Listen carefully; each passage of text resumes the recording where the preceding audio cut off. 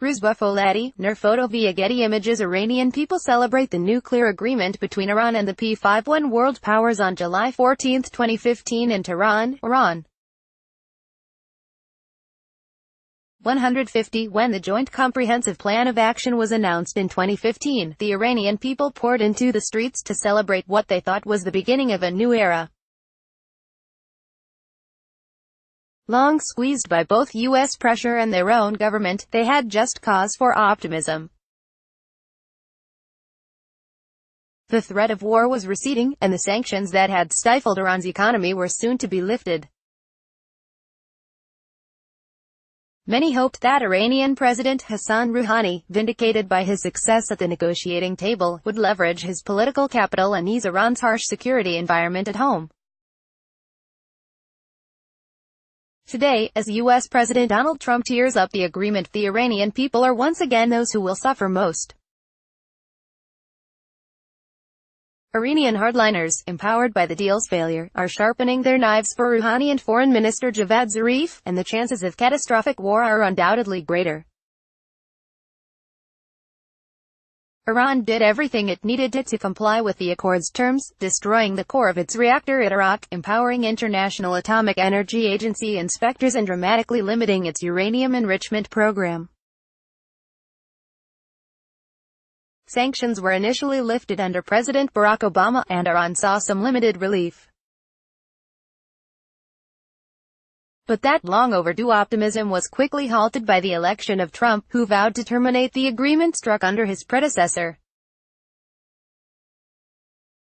Iran's hopes for a brighter future had been turned over to a reality TV star turned demagogue.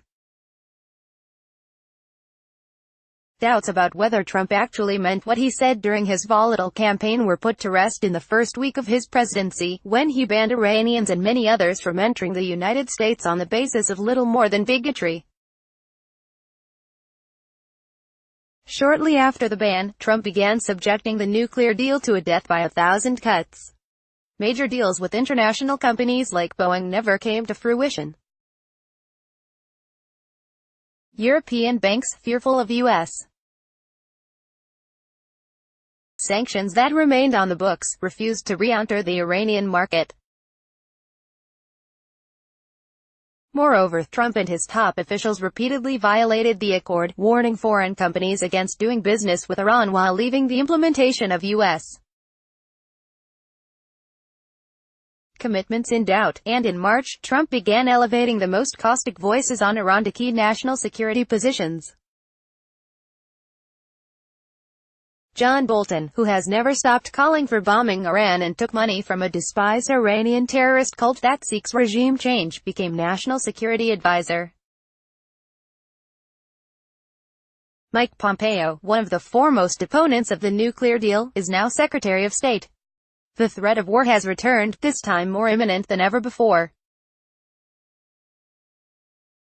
Many Iranians are again feeling hopeless, due to a variety of factors, not the least of which is an economy stifled by sanctions, a fact that manifested in December and January when Iran was rocked by the largest protests since the 2009 Green Movement. Yet, many stayed home, not out of support for the regime but out of fear for what might come next.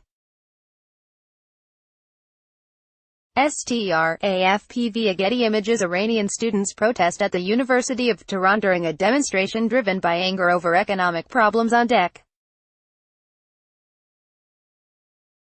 2017. Now the hardline narrative that the United States cannot be trusted and will never lift the sanctions has been vindicated by Trump's short-sighted and self-serving decision to abrogate the nuclear accord.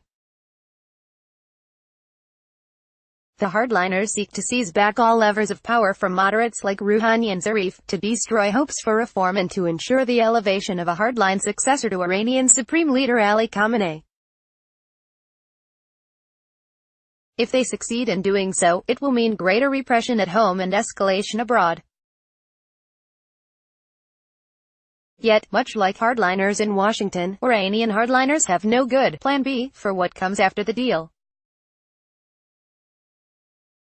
And, given the suddenness of Trump's decision to rip up the deal without an Iranian violation, Rouhani and Zarif have been given one last chance to salvage nuclear compromise and to prevent Trump's war cabinet from finding a justification to put their war and regime change plans into place.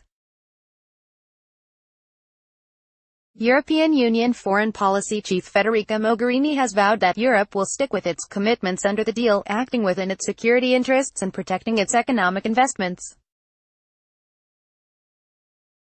French President Emmanuel Macron has warned that Trump's decision threatens the very fabric of the non-proliferation regime.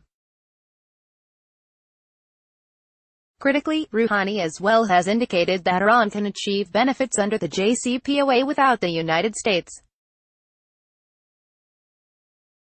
This sets the stage for a last-ditch effort for Europe, Russia, China and Iran to negotiate a follow-on deal, with Europe taking steps to mitigate the effects of U.S.